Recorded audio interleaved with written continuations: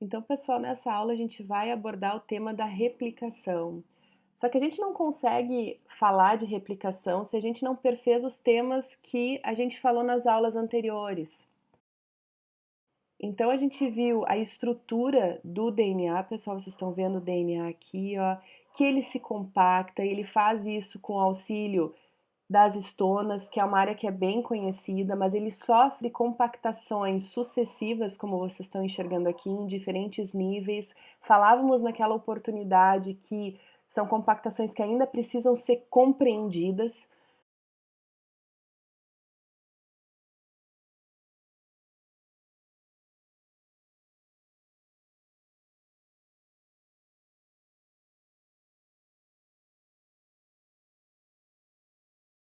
E aí vocês estão vendo então esse DNA se compactando cada vez mais, formando então os cromossomos. Aqui já com o DNA duplicado para a gente já está avançado no ciclo celular.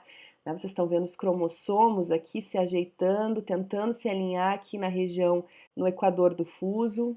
E aí acontecendo então a separação das cromátides irmãs para cada polo e a sucessiva então citocinese para a gente gerar duas células filhas.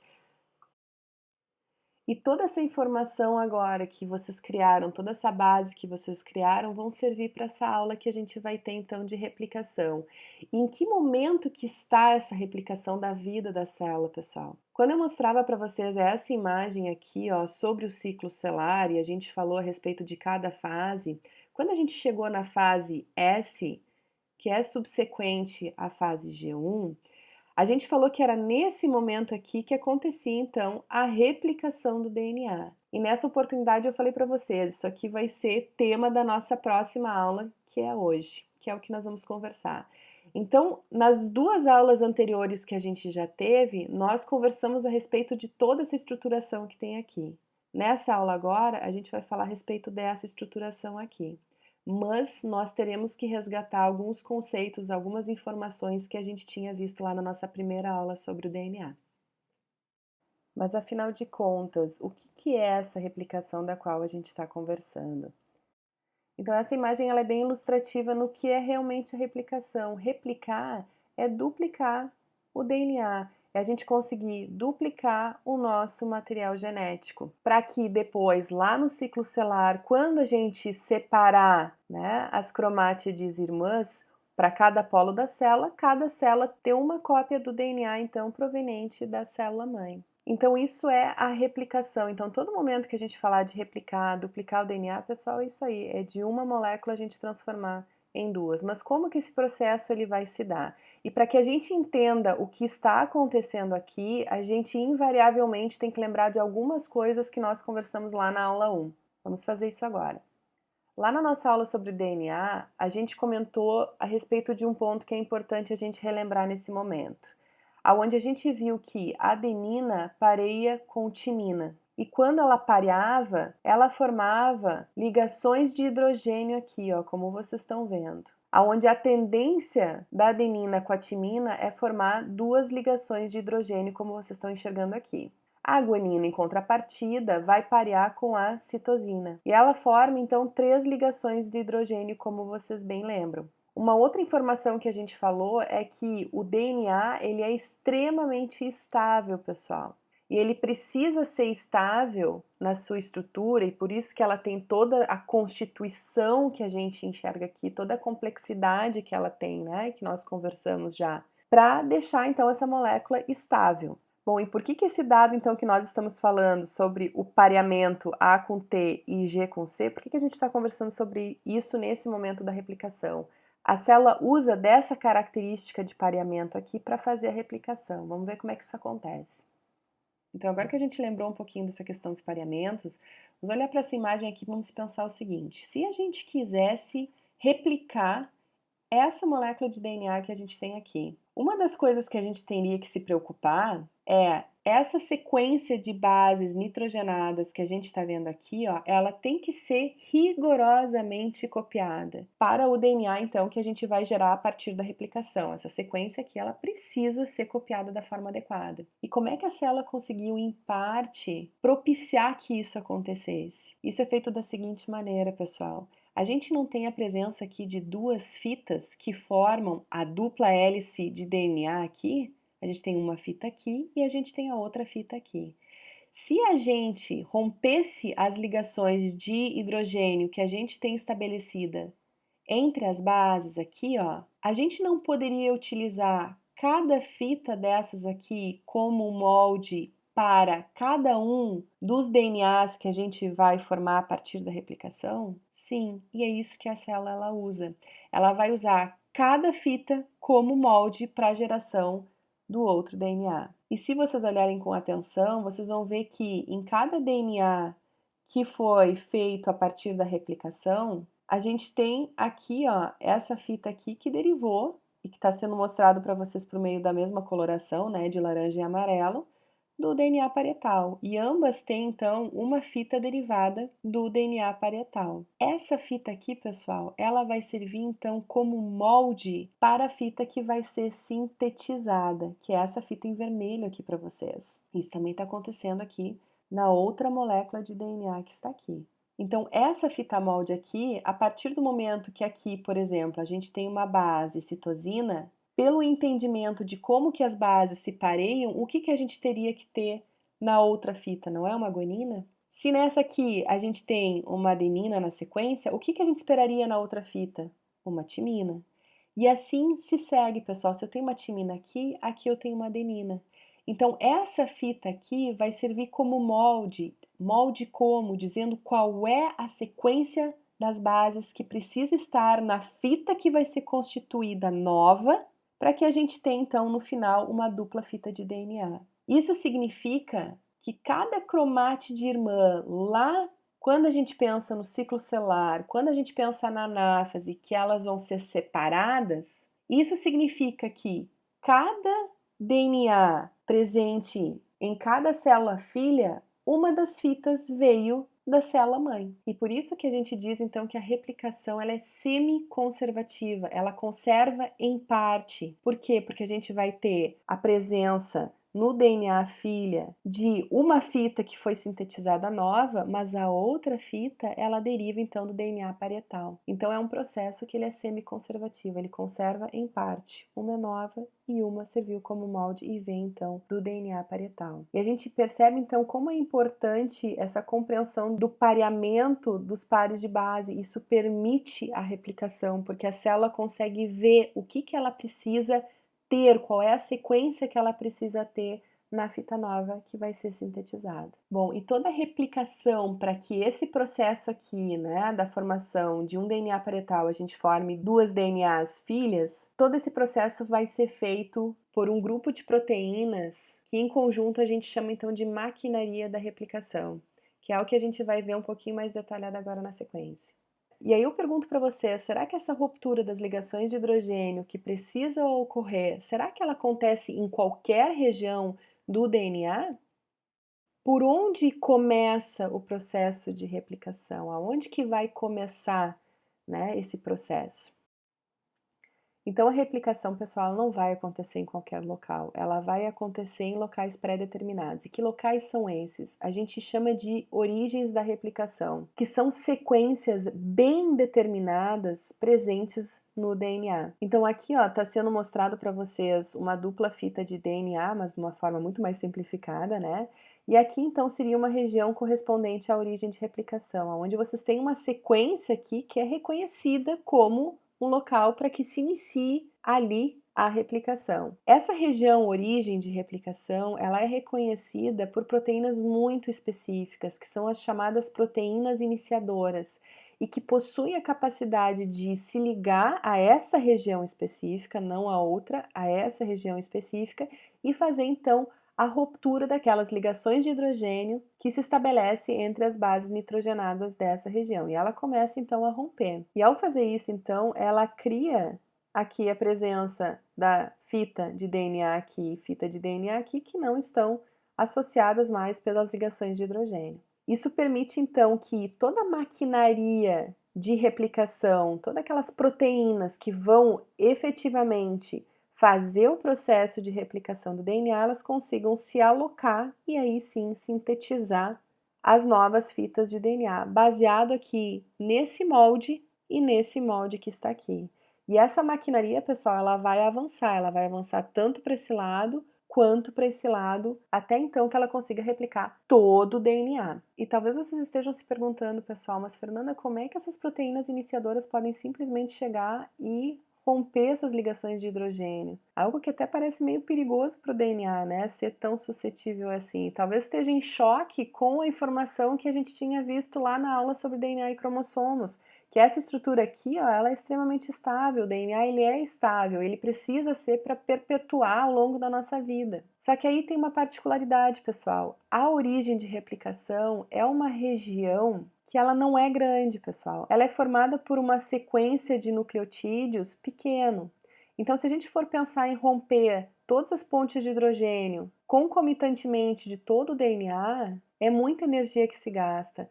Mas rompendo numa região pequena inicialmente, como a origem de replicação, a quantidade de energia que se gasta não é tão grande assim. Além disso, essas origens de replicação vão tentar ajudar no processo. Elas são formadas por grandes quantidades de adenina e timina. E por quê? Lembram que adenina e timina a gente tinha duas ligações de hidrogênio sendo estabelecidas entre as bases, enquanto que a guanina e a citosina a gente tinha 3 ligações de hidrogênio? Aí vocês pensam, é mais fácil eu romper 2 ligações ou 3 ligações de hidrogênio? 2, né? Então a origem de replicação ela tem uma grande taxa de adenina e timina, facilitando ainda mais a ação dessas proteínas iniciadoras. A gente tem que lembrar que a gente está sempre dentro do ciclo celular, tá, pessoal? Então a gente tem uma fase G1, lembra, que precede a fase S. Isso ajuda muito em a célula se preparar para esse momento que ela está vivendo aqui, né? Então há todo um preparatório para que a célula chegue nesse momento e possa desestabilizar, mas com cuidado, as regiões específicas aqui para o início, então, da síntese de novas moléculas de DNA. E agora, se a gente olhar com mais detalhe essa região aqui, pessoal, a gente vai ter que vir para cá. E aí, só lembrando para vocês então, aqui a gente tem a origem de replicação, aquela sequência que permite que as proteínas iniciadoras, então, elas se liguem a essa região, façam aquela abertura inicial por meio da ruptura das ligações de hidrogênio que se estabelecem entre as bases nitrogenadas, então a gente tem aquela abertura inicial. Essa abertura inicial que se estabelece nessa região permite que a maquinaria de replicação, que são aquelas proteínas que efetivamente vão estar replicando o DNA, que elas venham e se agreguem ao DNA.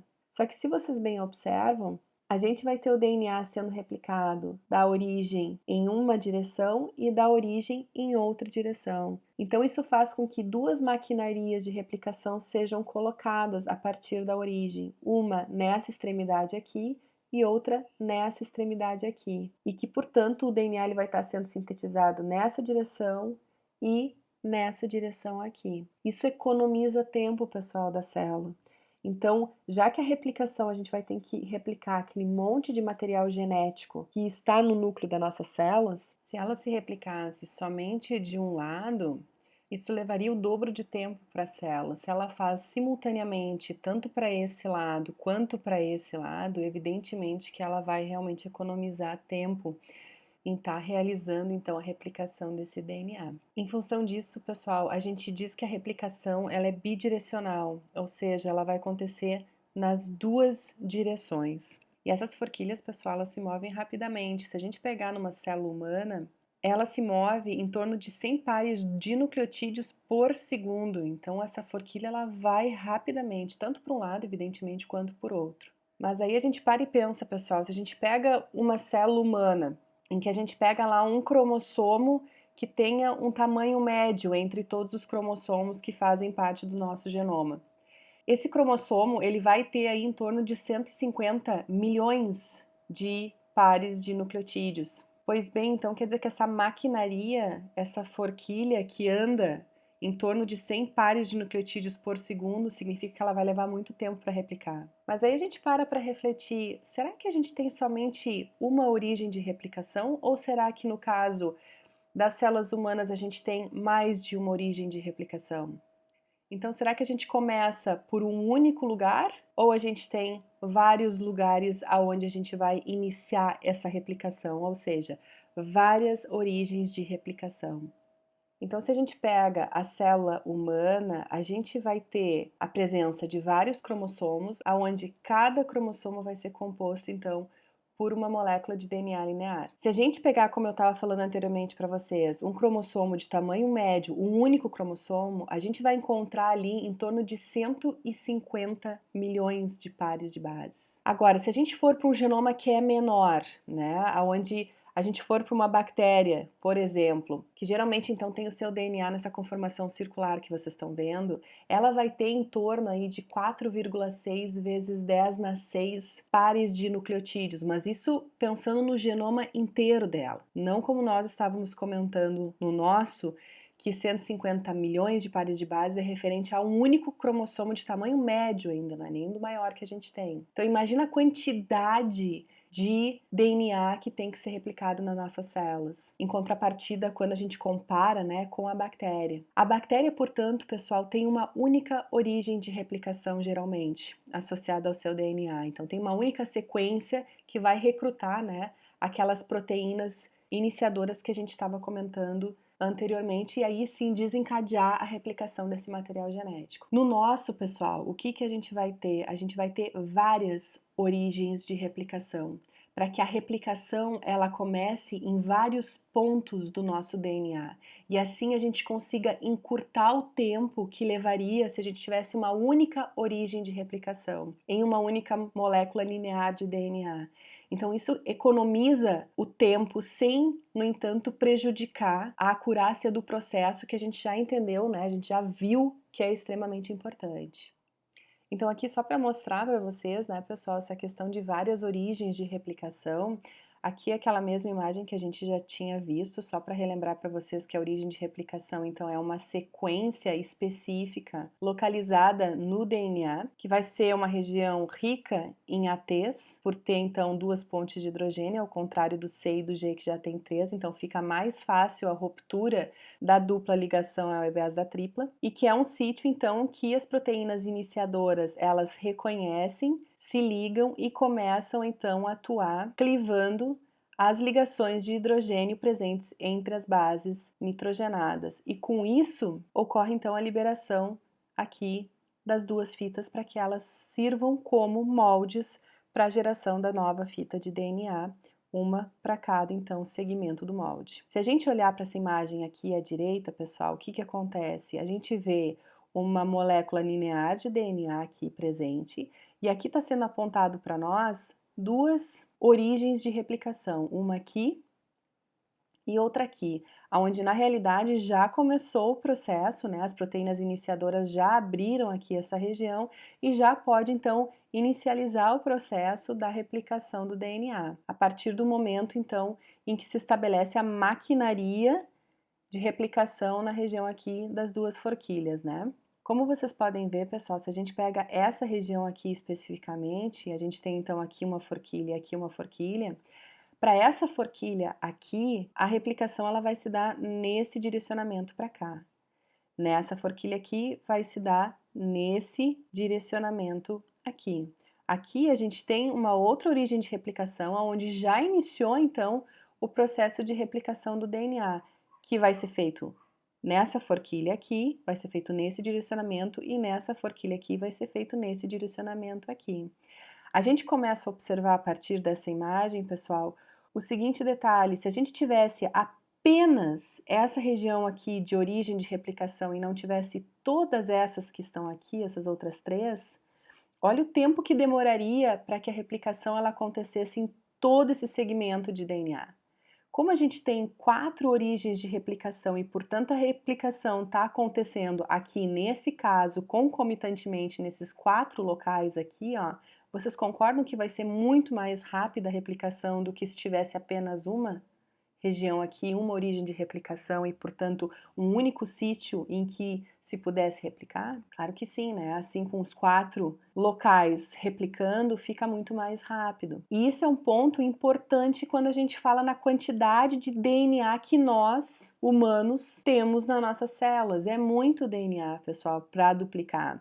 Então, A presença de várias origens de replicação faz com que a gente tenha vários sítios em que está acontecendo a replicação, e isso torna o processo muito mais rápido do que se tivesse uma única origem de replicação, como é o caso da bactéria, que tem um genoma muito menor do que o nosso.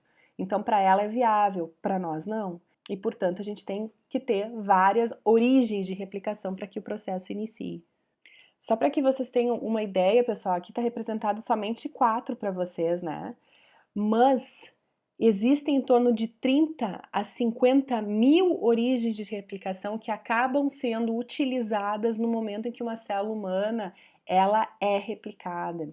Então isso dá muita velocidade na replicação sem, contudo, a gente perder a acuidade do processo, ou seja, a sequência de pares de bases que a replicação precisa, que o processo de replicação precisa replicar, ele precisa estar correto, ele precisa estar certo. Então, os DNAs filhas, elas precisam estar com a informação correta. Então, assim o DNA se replica rapidamente, sem perder qualidade. Outra coisa que a gente consegue perceber nessa imagem e que é bem interessante é que parece que os estágios de replicação dessa região aqui e dessa região aqui, por exemplo, estão diferentes.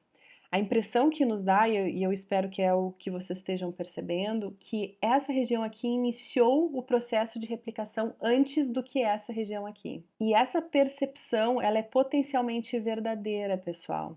Essa região aqui, possivelmente, se não transcorreu nenhum problema, ela possivelmente iniciou antes do que essa daqui. Isso nos denota outra informação, que o início da replicação, nas origens de replicação, elas não precisam e não vão, na verdade, ser desencadeadas todas ao mesmo tempo, como se fosse um ponto assim, ó, agora todo mundo vai começar igual, né? Não, não é assim que acontece, como a gente bem pode ver aqui, ó. As origens de replicação, elas podem iniciar em alguns instantes diferentes uma da outra. Evidentemente que isso vai tudo estar acontecendo na mesma fase do ciclo, né, pessoal? Mas não significa que elas todas vão começar exatamente no mesmo segundo. Elas podem atrasar uma em relação à outra. Se a gente olhar nessa imagem 3 aqui, outra coisa que a gente consegue perceber é que vai haver um momento em que as maquinarias aqui elas vão se encontrar, em que a replicação ela vai se encontrar aqui. E aí a gente vai sim ter conseguido perfazer, né, toda a replicação então dessa molécula de DNA aqui a partir de várias origens aqui representadas por quatro origens de replicação. Vocês conseguem ver que essa aqui, ó, ela proveio dessas duas aqui, né, pessoal? Então vai ter um momento em que sim, a replicação ela se encontra. Isso economiza o tempo da célula de estar nessa fase de replicação, senão a gente levaria muito tempo para conseguir replicar o nosso genoma na divisão celular.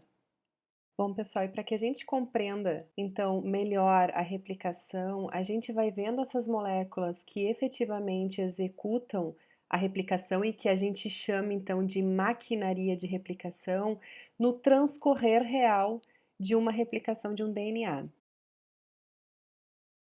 Então aqui a gente está vendo uma molécula de DNA, pessoal, aqui simplificada, né, para que a gente consiga dar mais enfoque agora realmente às moléculas que vão estar envolvidas na maquinaria de replicação. E aqui vocês estão vendo então o que seria a origem de replicação, aquela sequência que vai permitir que as proteínas iniciadoras se liguem a essa região específica, então permitindo essa abertura inicial dessa região do DNA. Então vai acontecendo a abertura dessa região, ó. E como eu falei para vocês, o fato da gente ter essa abertura aqui permite que agora sim venha toda a maquinaria de replicação, venha todas as proteínas que compõem essa maquinaria de replicação e comece então a se estruturar nas regiões então de forquilha de replicação, que vai ser nessa região aqui e nessa região aqui. Lembram sempre que a replicação ela se dá de forma bidirecional. Para cá vai estar acontecendo e para cá também vai estar acontecendo. Só que o que acontece, pessoal? Essa abertura inicial na região de origem de replicação, ela aconteceu por meio das proteínas de replicação, então. Mas para que a gente continue realizando aqui a abertura da dupla fita do DNA, permitindo então que o DNA ele seja replicado, a gente vai precisar de uma proteína que a gente chama de helicase e que vocês vão ver agora ela sendo montada aqui então na estrutura. Ó, a helicase ela está sendo formada, vocês estão enxergando ela, ó, e ela vai então se situar nas regiões de forquilha de replicação, como eu falei para vocês. Então vocês têm uma helicase aqui presente que envolve a fita simples de DNA e aqui vocês têm então outra helicase, porque aqui é a outra forquilha de replicação. Ó, as duas forquilhas de replicação e ela vai conseguindo abrir então o DNA. Só que, pessoal, nesse ponto que a gente está, em que essa helicase ela vai ficar fazendo então a abertura da dupla fita, tem um ponto que é importante a gente observar. Conforme a helicase ela vai atuando, abrindo essa dupla fita, o que vai acontecendo nessa extremidade aqui do DNA? Da mesma maneira vai estar acontecendo do outro lado, tá, pessoal?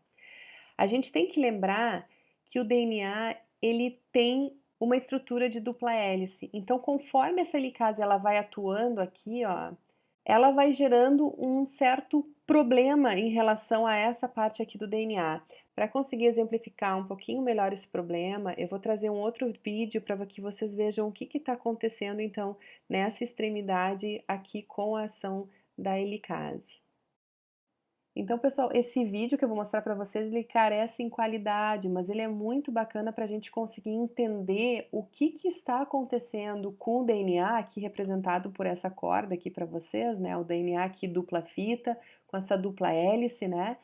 E aqui nessa região, então, a gente teria a representação da forquilha de replicação.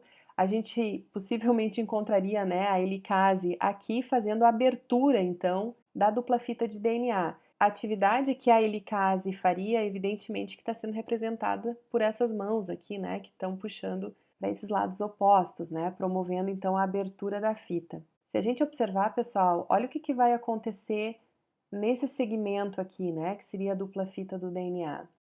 Conforme ele vai puxando, ó, vai cada vez mais tensionando essa região aqui, né, da dupla fita de DNA, por uma questão mecânica lógica que a gente está observando aqui, né? Essa tensão ela não tem como ser liberada, porque nessa extremidade aqui a gente tem um outro par de mãos segurando, né? Em similaridade ao que estaria acontecendo nos nossos cromossomos. A gente não tem a extremidade liberada por completo para conseguir desfazer essa tensão aqui, né, que se gera. Então a gente está observando aqui claramente que existe um excesso de voltas nessa região. Essa situação ela pode chegar a tal ponto que pode inclusive dificultar a atividade da helicase aqui na extremidade. Chega um determinado momento em que ela não consegue mais promover então a abertura da fita. Como vocês podem observar aqui, ó, chega um determinado momento que a tensão ela é tão grande que impede então que seja formado fita simples aqui nessa extremidade.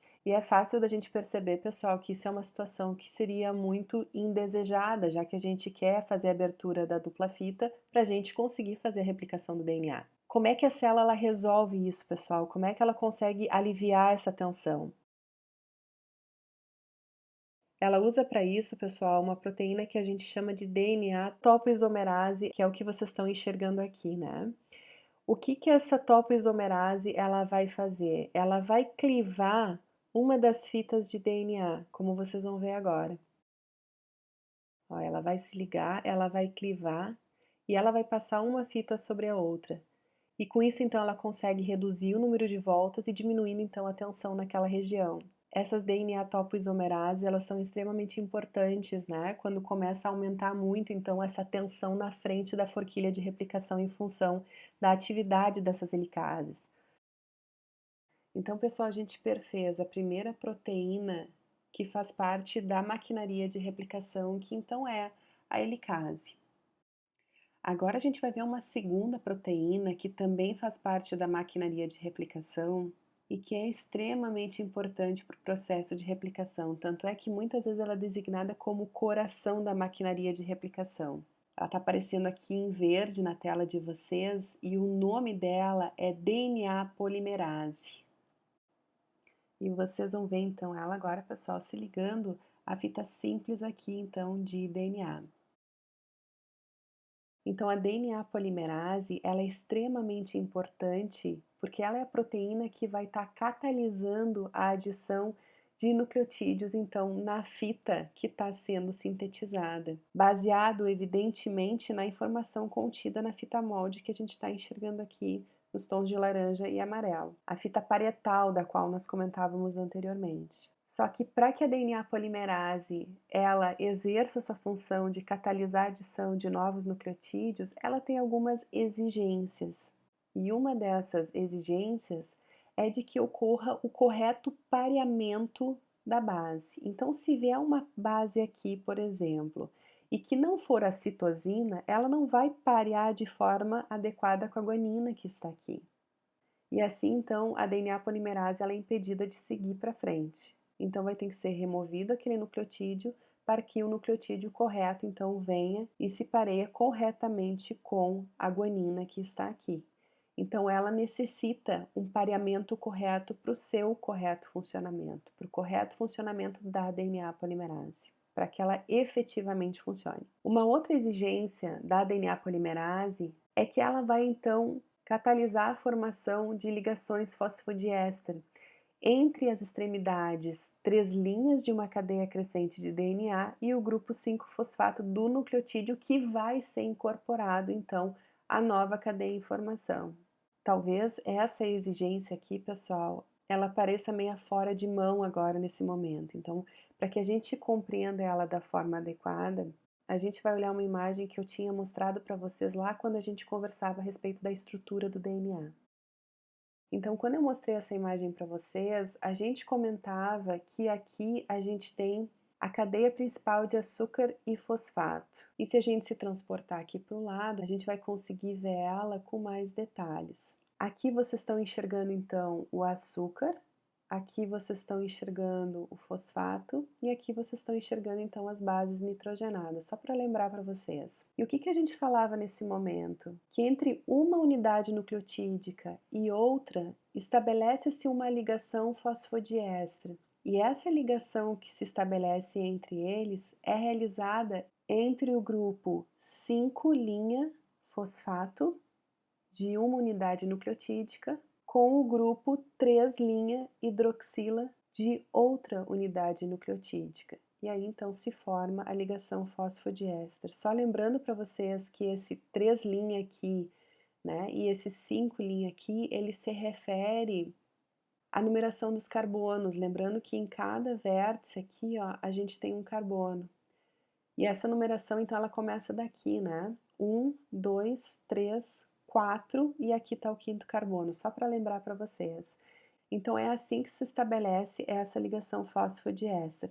Quando a gente está falando aqui da DNA polimerase, uma proteína que vai catalisar a adição dessas unidades nucleotídicas aqui, ela vai ter que estabelecer essa ligação fosfodiéster. E ela vai estabelecer essa ligação exatamente da maneira com que eu falei. Entre o grupo 3' hidroxila de uma unidade nucleotídica com o grupo 5' fosfato de outra unidade nucleotídica. Isso faz, pessoal, com que a DNA polimerase ela consiga catalisar a adição de unidades nucleotídicas à fita nova que está sendo formada em um único direcionamento, do 5' para o 3'. Então, se a gente olhasse essa estrutura aqui, ela estaria catalisando a adição de nucleotídeos aqui embaixo, ó. Então ela adicionaria um nucleotídeo novo aqui nessa região, porque é o jeito que ela consegue agir. Ela não conseguiria adicionar uma unidade nucleotídica, por exemplo, nessa extremidade 5' aqui. Eu vou voltar no slide anterior só para a gente ler novamente o que estava escrito ali como uma exigência da DNA polimerase. Olhem aqui, pessoal. Exigência: formação de uma ligação fosfodiéster, que a gente acabou de revisar, entre a extremidade 3' de uma cadeia crescente de DNA, e aqui está um pouco mais simplificado para vocês, ó, mas a extremidade 3' de uma fita crescente, que ela vai crescer daqui para cá, e o grupo 5-fosfato, se vocês lembram bem, essa bolinha amarela aqui, ó, ela está representando o fosfato e essa vermelha aqui, ela representa o açúcar. Então aqui a gente teria o grupo 5-fosfato, que vai ser então incorporado a essa região aqui. Então ela vai crescendo da extremidade 5' que vocês estão vendo aqui para a extremidade 3', porque os nucleotídeos eles vão sendo adicionados como vocês estão vendo aqui, nessa direção aqui. Para vocês verem de uma forma mais dinâmica isso, pessoal, esse vídeo ele nos ajuda a compreender um pouquinho melhor isso. Aqui em rosa, aqui atrás, vocês estão vendo tudo DNA polimerase. Aqui vocês têm o que seria o esqueleto de açúcar e fosfato da cadeia MOLD, pessoal.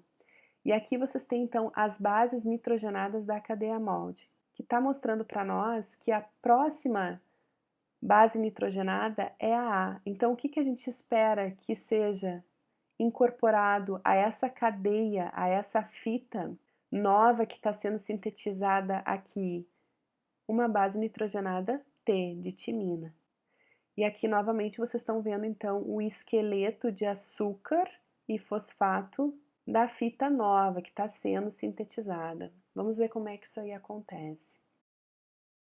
Então, vocês estão vendo a chegada da base nitrogenada, da timina, ó. E quando elas vêm, então, para se juntar à fita nova que está se formando, é exatamente essa estrutura aqui que vocês vão se deparar. A gente tem uma base nitrogenada aqui, que é a timina, que realmente é quem vai parear com a adenina. A gente tem a presença do açúcar aqui, ó, e aqui vocês estão vendo 3 fosfatos. E esses 2 fosfatos aqui, eles vão ser clivados e vão formar então o que a gente chama do pirofosfato. Mas quando se faz isso, pessoal, quando se faz essa clivagem dessas ligações formando o pirofosfato, a gente tem liberação de energia. E essa energia, ela é utilizada então para o estabelecimento da ligação fosfodiéster. Agora vamos ver como é que isso aí vai acontecer. Ó, ele está sendo incorporado ali, liberação do pirofosfato, e aí, ok, a gente tem então as bases que foram corretamente pareadas e que, portanto, era uma exigência da DNA polimerase, então elas se parearam de forma correta, o que permitiu então a sua agregação nessa cadeia nova que está se formando, e a ligação então fosfodiéster se estabeleceu entre o grupo aqui, evidentemente que não está numerado, mas o grupo 3' hidroxila, dessa unidade nucleotídica que está aqui, e o grupo 5' fosfato da unidade nucleotídica que está aqui embaixo. E quem catalisou esse processo, quem catalisou a adição dessa nova unidade nucleotídica que está aqui agora nesse momento é a DNA polimerase. E quem comandou qual das bases nitrogenadas que estaria aqui, pessoal, é justamente essa cadeia MOLD que está aqui. Porque, como eu falei para vocês, a DNA polimerase ela só consegue atuar, catalisar o processo como uma exigência se ocorrer o correto pareamento entre as bases. Ocorreu aqui, ocorreu. Estão bem pareadas? Estão. Então, a DNA polimerase efetiva a adição dessa unidade nucleotídica nova aqui. Agora que a gente entendeu como que a DNA polimerase, então, ela age, vamos retomar, então, o vídeo que a gente estava vendo anteriormente dela, em que ela vai se aproximar da fita simples, a DNA polimerase, e vai se associar, então, a essa fita simples, para que ela possa efetivamente realizar, então, a catalisação de novos nucleotídeos. Só que daí, pessoal, eu queria que vocês atentassem agora para a sequência da imagem. Olha o que a gente tem aqui em roxo, ó. Estão vendo que a gente já tem a presença, olha ali, ó, destacado. Olha aqui, pessoal, como a gente já tem a síntese de uma nova fita, fragmento curto, como vocês podem ver, mas que graças a esse fragmento curto que a gente está vendo aqui, que a DNA polimerase, ela vai conseguir se aderir a essa região aqui. E vocês observam que a gente já tem aqui, ó, uma estrutura ligada à nossa fita simples de DNA aqui. Se vocês bem lembram, pessoal, para que a DNA polimerase ela haja, a gente tem que ter o quê? A presença de uma extremidade 3' hidroxila livre, que seria essa extremidade que está aqui, ó. Por isso que eu salientei tanto em relação à imagem anterior. Vamos olhar ali de novo, pessoal, só para a gente não esquecer dessa informação. Então a DNA polimerase, pessoal, ela só consegue atuar se ela tiver essa situação que a gente está vendo aqui, ó, aonde eu posso ter um pequeno fragmento apenas de unidades nucleotídicas aqui presentes, mas eu preciso, é uma exigência da DNA polimerase, que eu tenha um grupo 3' hidroxila livre para que o próximo nucleotídeo possa ser adicionado a esse DNA novo que está se formando. É uma exigência da DNA polimerase. Então, a DNA polimerase, ela não consegue ir adicionando unidades nucleotídicas sem a presença prévia de unidades nucleotídicas, como vocês estão vendo aqui, ó. Mesmo que essa região aqui, pessoal, ela seja pequena, mas ela tem que ter unidades nucleotídicas prévias aqui presentes, para que ela possa ter essa extremidade 3' pronta para receber o próximo nucleotídeo que ela vai colocar.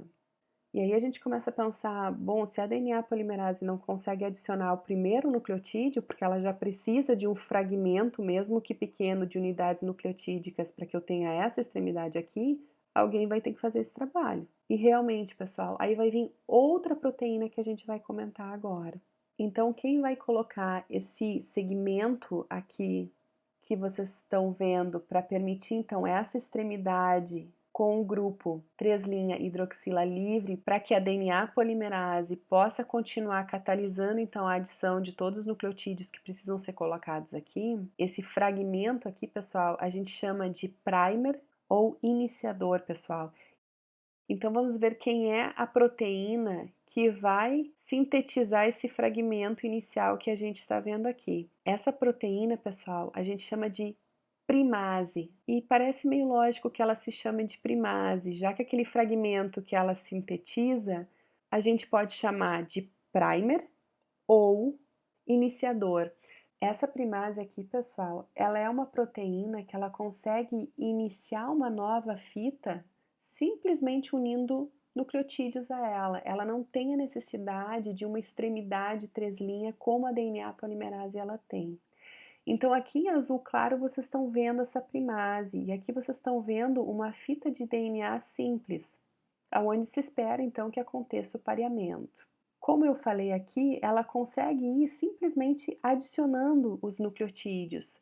Só que ela, assim como a DNA polimerase, ela vai fazer a adição desses nucleotídeos aqui, ó, da extremidade 5' para 3'. Então ela vai andar nessa direção aqui, colocando então sucessivamente os nucleotídeos faltantes aqui. E ela vai colocar aí em torno, geralmente, esses iniciadores, aqui vocês já estão vendo ele bem formadinho, ó. Esses iniciadores ou esses primers que são sintetizados por essa primase, eles são formados aí por 10 nucleotídeos de tamanho, mais ou menos, só para vocês terem a noção de que realmente eles são muito pequenos. Só que esse fragmento, pessoal, de aproximadamente aí 10 nucleotídeos, ele não é uma fita de DNA, mas sim uma fita de RNA. E a gente vai falar de RNA na nossa próxima aula, mas o RNA também é um material nucleico, assim como o DNA, mas ele vai diferir do DNA porque ele tem um açúcar diferente, em vez de ser uma desoxirribose, é uma ribose, e ao invés de ter a base nitrogenada timina, como acontece no DNA, ela vai ter, o RNA vai ter a uracila. Mas apesar dessa diferença, nesse momento em que a primase precisa sintetizar esse iniciador para que a síntese do DNA ele possa ocorrer, ela utiliza o RNA e não o DNA. Mas aí talvez vocês estejam se perguntando, bom, Fernanda, mas então quer dizer que no meu DNA tem fragmentos de RNA? Não, pessoal, depois esse RNA aqui, esse fragmento pequeno, vai ser substituído por DNA.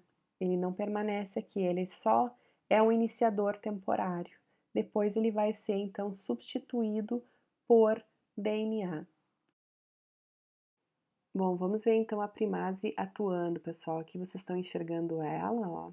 Ela vai se aderir à fita simples de DNA e ela vai então colocando, acrescentando as unidades nucleotídicas aqui, formando então esse fragmento de RNA que tem aí em torno de 10 nucleotídeos e que vai dar o start inicial para que a DNA polimerase efetivamente consiga catalisar o seu processo. Depois que ela sintetiza, a DNA primase, então, ela se desliga da estrutura, possibilitando o acesso, então, da DNA polimerase.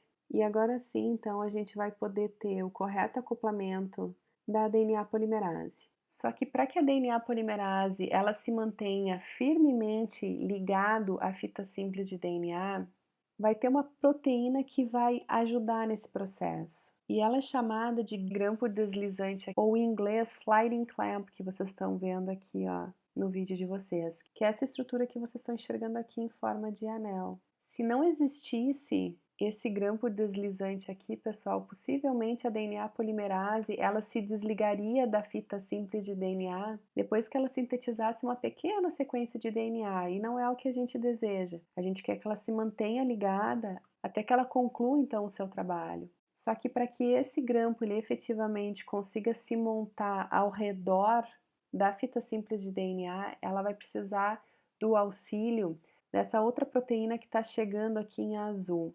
Essa proteína, ela recebe o nome de carregador do grampo. Em inglês, ela recebe o nome de clamp loader. E ela está aqui representada em azul, ó, junto então com o grampo deslizante. Vamos ver como é que ambas permitem então essa interação com a DNA polimerase e a fita simples.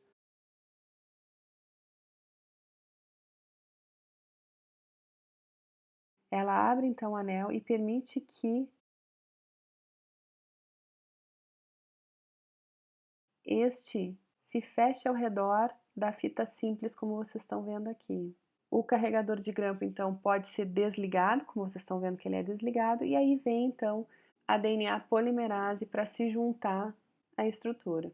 E aí sim, então, a DNA polimerase, ela está pronta para sintetizar a helicase funcionando nos dois sentidos, ó. E a DNA polimerase, então, ela pode executar a sua tarefa de catalisar a adição de novos nucleotídeos, deslizando, graças a esse grampo deslizante, deslizando sobre aquela fita simples de DNA, sem se desligar até o momento adequado. E a DNA helicase, então, continua abrindo toda a estrutura, viabilizando cada vez mais uma quantidade, então, de DNA, fita simples, para que a DNA polimerase ela possa ir formando a fita nova.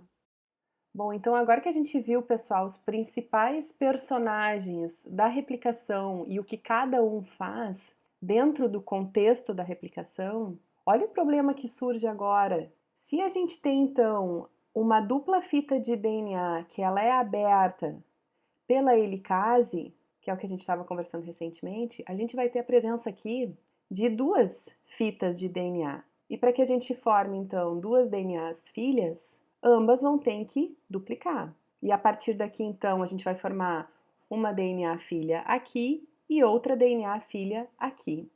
Só que se vocês bem lembram, a dupla fita de DNA, ela tem o sentido paralelo e antiparalelo. Isso eu falei lá na nossa aula 1, quando a gente falava da estrutura do DNA. Para lembrar vocês um pouquinho em relação a isso, pessoal, vamos retomar uma imagem do DNA.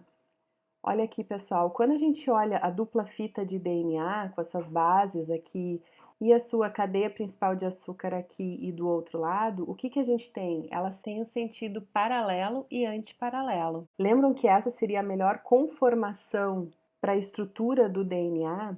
E que posteriormente a ciência mostrou que realmente era dessa forma que acontecia? As duas cadeias principais de açúcar, elas são antiparalelas. Isso significa que aqui a gente tem uma extremidade 5' e aqui uma extremidade 3', que é essa disposição que a gente estava falando anteriormente, então, pessoal. E a outra cadeia principal de açúcar, ela é o contrário. Ela vai terminar aqui numa extremidade 3' e aqui numa extremidade 5'. Só que até o momento, o que a gente falou que era um pré-requisito da polimerase? Ela sintetiza somente na direção 5', 3'. Vamos tentar olhar agora a imagem anterior para a gente conseguir captar o que pode estar acontecendo de problemática ali em relação à ação da DNA polimerase.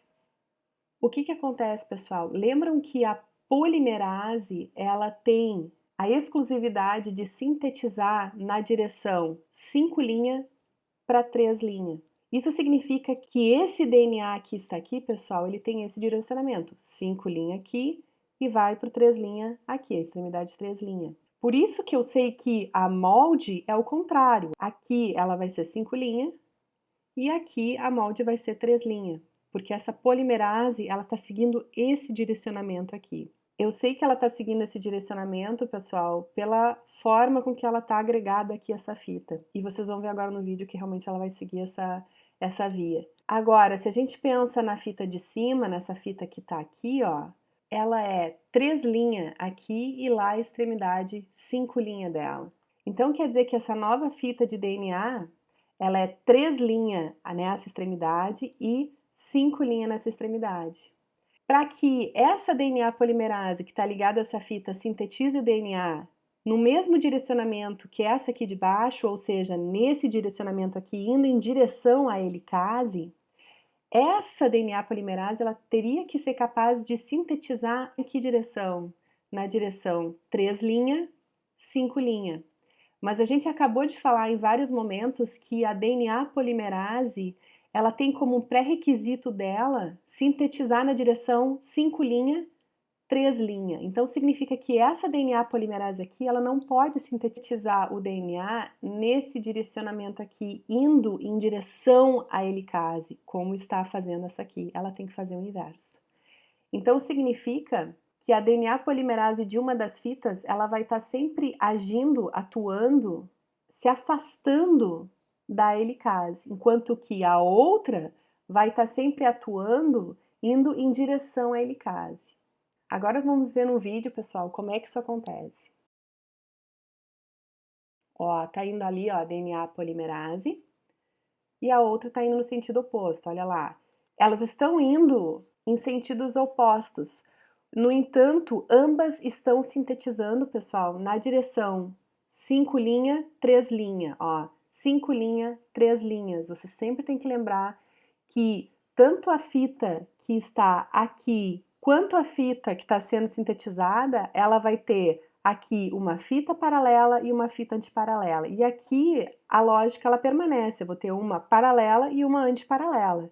Aqui uma paralela e aqui uma antiparalela. Então, invariavelmente, a DNA polimerase ela vai acabar seguindo nas fitas sentidos diferentes. Essa fita aqui, pessoal, em que a DNA polimerase ela se aproxima da helicase, se convencionou chamar ela de fita líder ou leading. E essa fita aqui, em que a DNA polimerase ela se afasta em relação à helicase, se convencionou chamar de fita retardada, ou como vocês estão vendo aqui, lagging. Por quê? Porque essa fita aqui, pessoal, pelo que a gente vai ver agora em seguida, ela demora um pouquinho mais para ser formada em detrimento a essa fita aqui. Então ela acaba sendo uma fita mais retardada do que essa fita líder que está aqui. Mas uma coisa que eu quero que vocês observem bem é que ambas estão usando a mesma maquinaria de replicação. A gente tem uma DNA polimerase aqui, e aqui também a gente tem uma DNA polimerase. A gente precisa da helicase aqui. E vocês estão vendo uma estrutura aqui em roxo, né, pessoal? Lembra que isso aqui, quando nós conversávamos anteriormente, era o primer, ou o iniciador, formado de RNA, formado pela primase. Então, aqui vocês têm um iniciador e aqui também vocês têm um iniciador. Então, quer dizer que a DNA primase, ela está atuando nessa fita e nessa fita aqui. Então, ó, sendo adicionado nucleotídeos, sendo adicionados.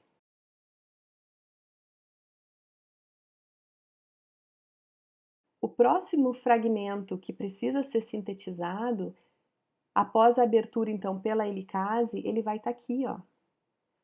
Não vai estar como nessa fita líder, que está sempre à frente aqui, ó. Então, a DNA polimerase, ela pode ir seguindo o seu trecho aqui, ó. Aqui, ela sintetiza a partir do primer, ó, a DNA polimerase sintetizou, até que ela chega e encontra o fragmento aqui do primer e o DNA que já havia sido sintetizado. E a gente tem aqui, então, ó, a próxima sequência que precisa ser sintetizada. Então, vai ter que, novamente, uma primase colocar um primer aqui para que a DNA polimerase possa vir aqui e aí, então, seguir catalisando a adição de nucleotídeos aqui. Novamente, a DNA polimerase vai se deparar com essa região aqui em que tu já tem síntese e ela vai se desligar do sistema e, novamente, com a abertura da helicase mais à frente ainda, a gente vai ter o próximo segmento de DNA para ser sintetizado. Essa síntese em 3' ponto, como a gente está enxergando aqui, em função da DNA polimerase conseguir sintetizar somente no sentido 5' 3', acaba atrasando um pouco a síntese dessa fita em relação à fita líder. E por isso que eu tinha falado para vocês anteriormente, né, que ela é chamada então de fita retardada. Vamos ver mais um pouquinho, ó, a DNA polimerase ela vai se desligar e essa aqui continua andando normalmente, ó.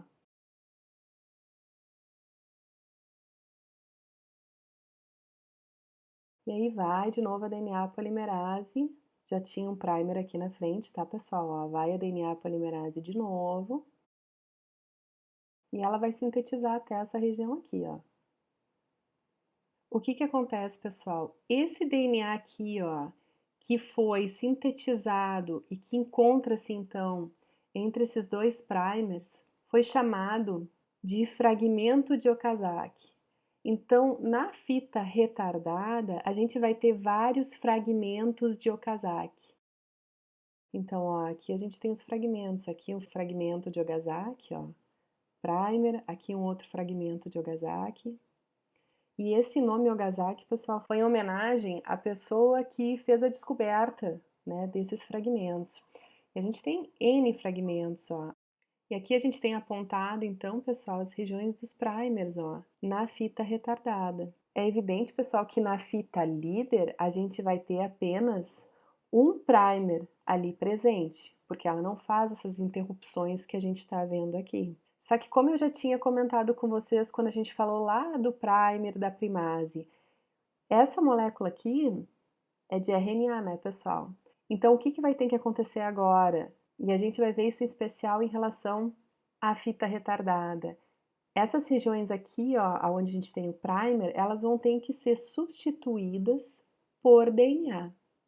E para isso, então, ó, só voltando aqui, então está sendo sintetizada um fragmento de Okazaki, né? Aqui está o primer, ó.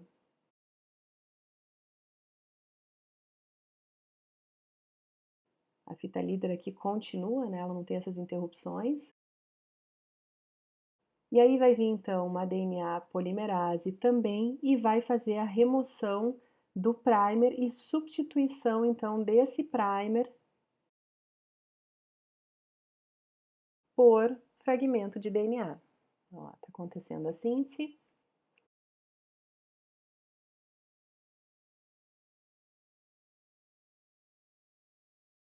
E para fazer então a união entre a extremidade 5' fosfato de um fragmento e a extremidade 3' hidroxila do que está adjacente, uma outra enzima acaba atuando, que é a DNA ligase, e que vai então fazer esse processo.